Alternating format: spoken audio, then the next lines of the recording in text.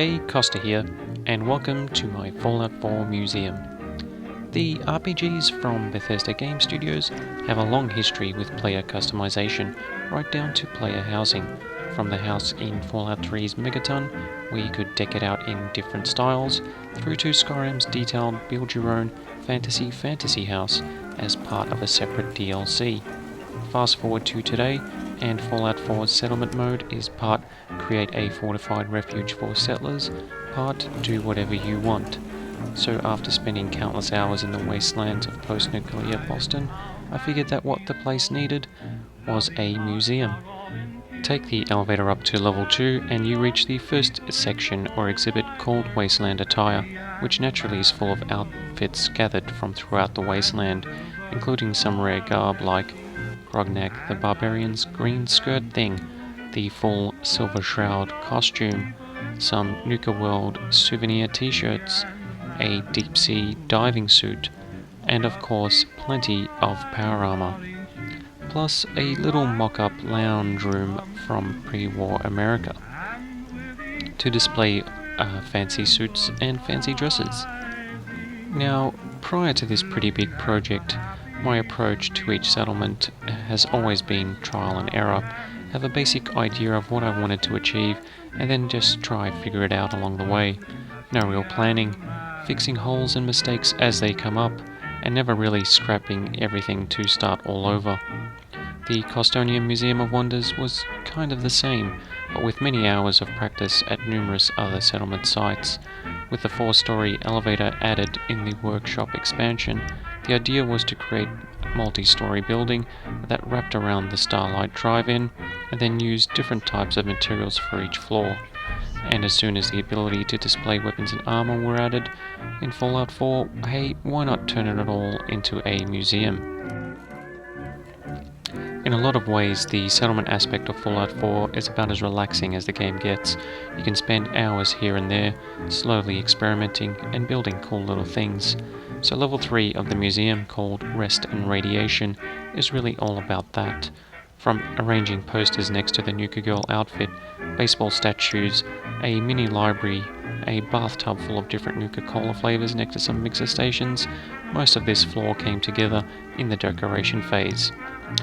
The only real idea I had before starting this was to create a gaming section on level 3, a place where terminals would be preloaded with copies of the cool retro-inspired holotapes you can find across the Commonwealth, stuff like Red Menace and Atomic Command. Turns out though, you can't actually leave holotapes inside terminals, and the only terminals you can build are the funky circular ones that come on a pre-built stand. So from there I had to think of a way to spruce it up, and after playing through the excellent Far Harbor, the idea to have the gaming exhibition sponsored by Vim felt like a pretty cool idea, as was using the different coloured gumdrop scenery bits from Nuka World as seats.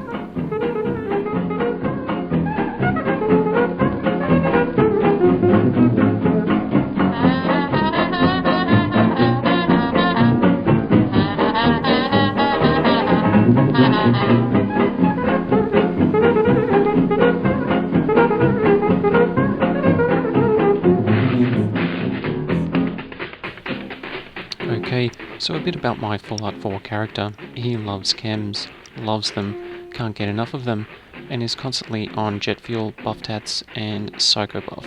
Only the good stuff for my character. He's addicted, even though he has the perk which says he doesn't, which is why this corner of Rest and Radiation is basically a brew your own chems and chill section. It's got funky, rad lighting, and the only museum-y things are really the displays of a few science outfits.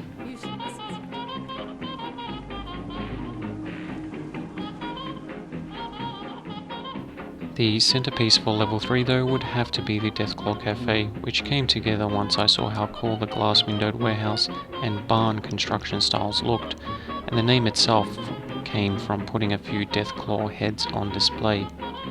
Decorating it took quite a bit of time, and at one stage there were quite a few more plates and glasses scattered about, but as anyone who's tried to arrange junk items in Fallout 4 knows, the game tends to freak out for no reason at all, causing all sorts of weirdness. It's the reason why the Nuka-Colas are all sitting in a bathtub. Trying to arrange them on shelving just doesn't work. The Deathclaw Cafe came together pretty quick in the end, arranging a few tables, adding a jukebox, Nuka-Cola clock, and even some Vim-themed power armor.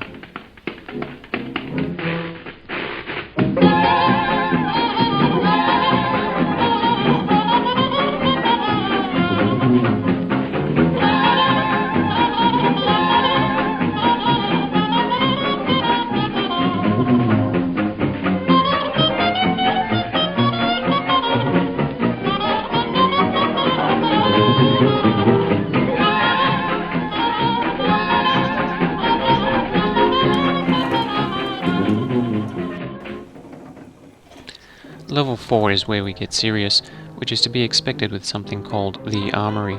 The idea was to always have a floor dedicated to displaying all of the various weapons that I had collected, namely all the legendary stuff, plus adding a few more sets of power armor, the more menacing ones on display. In keeping with using different construction styles for each floor, a decision that was partly born out of trying to give each section a different feel, exactly how that would work for weapons only really came about by accident. After looking at wood, concrete, barn, and warehouse styles again, I basically stumbled on the new blue and orange train cars that you could build. With no real idea how to use them, trial and error led to what you can see here, with an almost walking tour setup, with little weapon display sections every few meters. In the end, it gives the armory a pretty cool feel, and the fact that it wraps around the drive-in almost perfectly and then leads to stairs that take you back down to the Deathclaw Cafe was in many ways a happy accident. The only real construction problem, and this was the last section built, was the small wooden section that had to be created as a bridge between the orange and blue train cars, but once that was solved it only took a few minutes to put together, with the time-consuming bit being putting all the weapon racks up and then displaying all the weapons. As it turned out, there were a lot of displays, way more than I anticipated, so I had to go back to a few different settlements to collect legendary weapons and then lug them back to the museum. I toyed with the idea of putting titles underneath each weapon display, but the amount of time that would have taken would have been pretty crazy. All in all, this project took probably 30 hours to put together, maybe more. Running out of materials was a real problem throughout the entire process, and at one stage I had to go on an expedition to find glass, which meant a trip to all the bottling plants, breweries and other places on the map that sounded like they might have some. At one point I even ran out of wood and steel, which is kind of crazy, but for that stuff I simply went to Diamond City and stocked up on shipment supplies from the various vendors, and then sat at the nearby bar waiting for days at a time for the stock to refresh, and repeating that process way too many times. Those moments in particular were incredibly boring, but going on expeditions for looking for materials and then putting it all together never really was. The Kostonium Museum of Wonders is essentially my last moments with Fallout 4, a brilliant game that has its flaws, but remains one of the best in recent memory.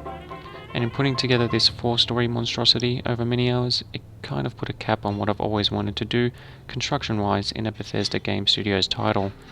Wherever the series goes next, it was great to cap off my time in the Commonwealth with a monument to just some of its wonder.